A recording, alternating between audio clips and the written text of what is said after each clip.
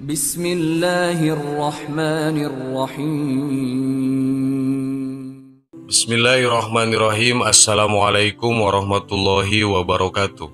Sahabat yang beriman, Al-Quran merupakan kitab suci dan pedoman hidup bagi orang Islam. Membacanya merupakan ibadah dan bernilai pahala dari Allah Subhanahu wa Ta'ala. Bahkan dalam hadis disebutkan jika satu hurufnya diganjar dengan satu kebaikan dan dilipatkan menjadi 10 kebaikan. Tidak salah jika salah satu ibadah paling agung adalah membaca Al-Quran. Itulah mengapa banyak sekali umat muslim yang berlomba-lomba membaca Al-Quran dan menghafalnya, bahkan menjadi kebiasaan yang tidak ingin ditinggalkan. Namun dengan banyak keutamaan tersebut, bukan berarti Al-Quran bisa dibaca sembarang waktu. Ada saat-saat terlarang Al-Quran tidak boleh dibaca. Kapan saja waktu tersebut, berikut ringkasannya.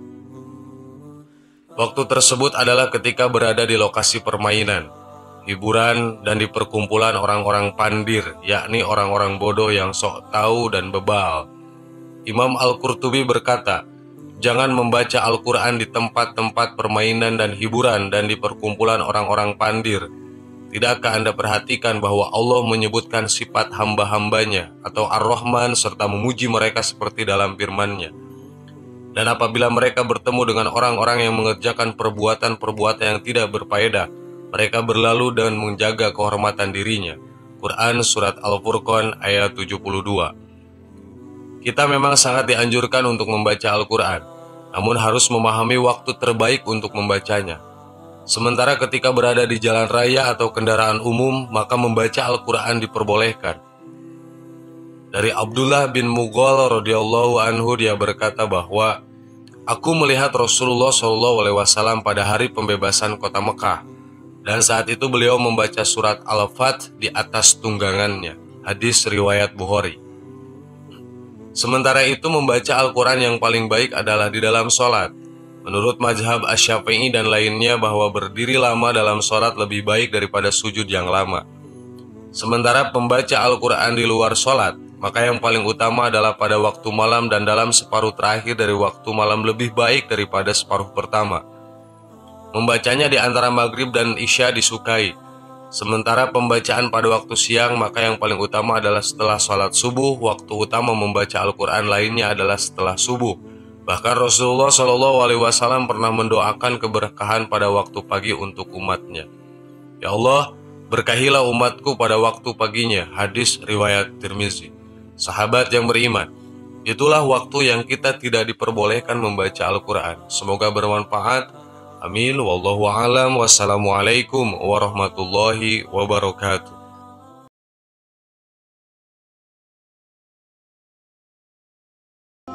Bismillahirrahmanirrahim. Assalamualaikum warahmatullahi wabarakatuh.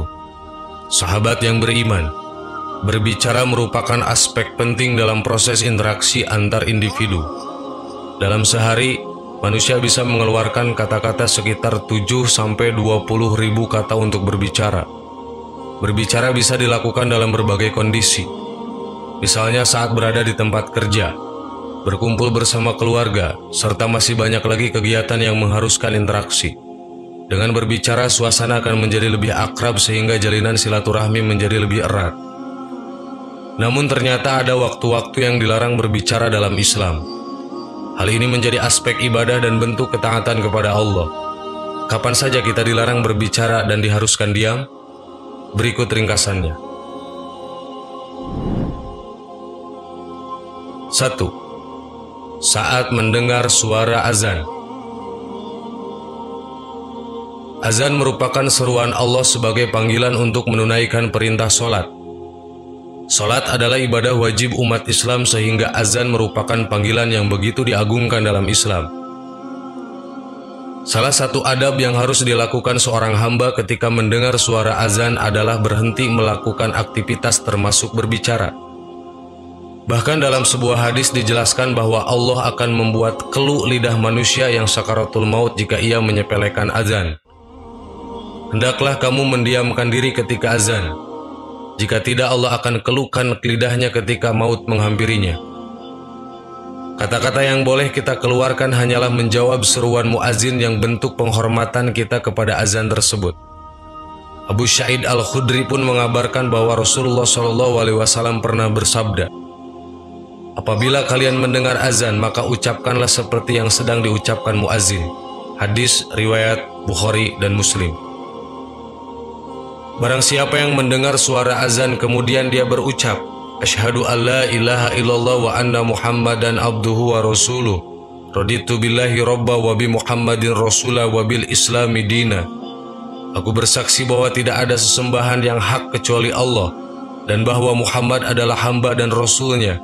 Aku ridho Allah sebagai Rabb dan Muhammad sebagai Rasul, dan aku ridho Islam sebagai agama, maka Allah akan mengampuni dosanya. Hadis riwayat Muslim.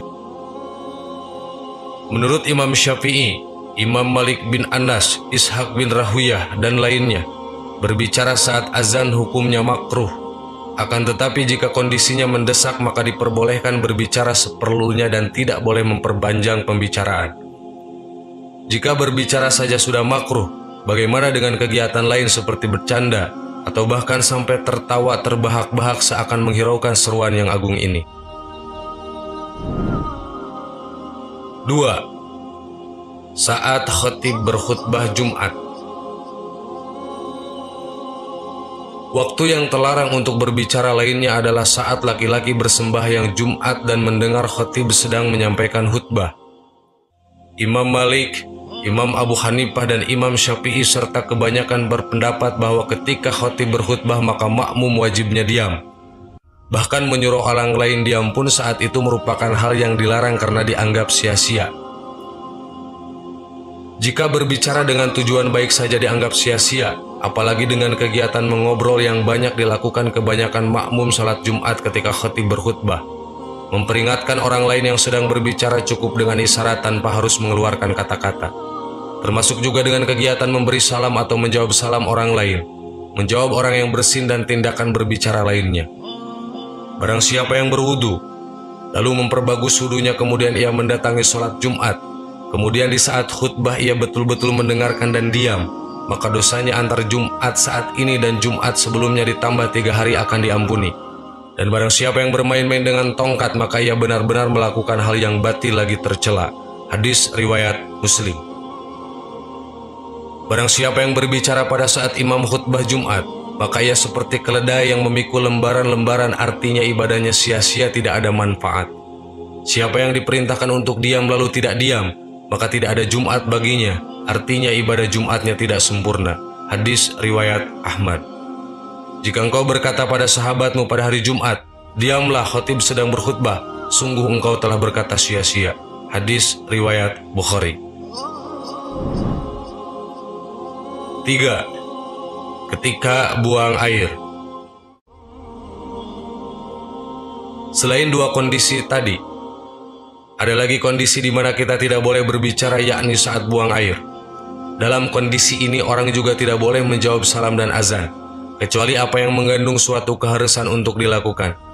Seperti misalnya menunjukkan orang buta dengan menegurnya yang dikhawatirkan akan terpleset ke dalam parit. Misalnya ketika buang air lalu bersin, maka orang tersebut hendaklah ia mengucapkan pujian kepada Allah di dalam hati tanpa harus diucapkan. Hal ini didasarkan pada hadis dari Ibnu Umar. Aku pernah mendengar Rasulullah SAW bersabda, "Janganlah 2 orang pergi untuk buang air besar dengan aurat terbuka sembari berbincang-bincang. Sesungguhnya Allah memurkai orang yang berbuat demikian." Hadis riwayat Ahmad. Dan seseorang yang melewati Nabi yang pada saat itu beliau sedang buang air kecil. Lalu orang tersebut mengucapkan salam kepada beliau, tetapi beliau tidak menjawabnya. Hadis riwayat Jamaah. Kedua hadis tadi melarang orang untuk berbicara ketika buang air.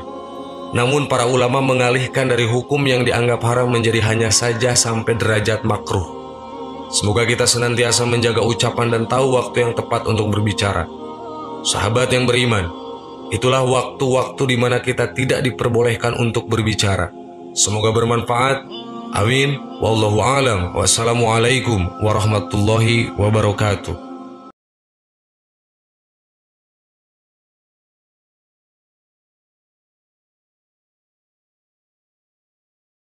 Subhanallah walhamdulillah wa la ilaha illallah. أكبر سبحان الله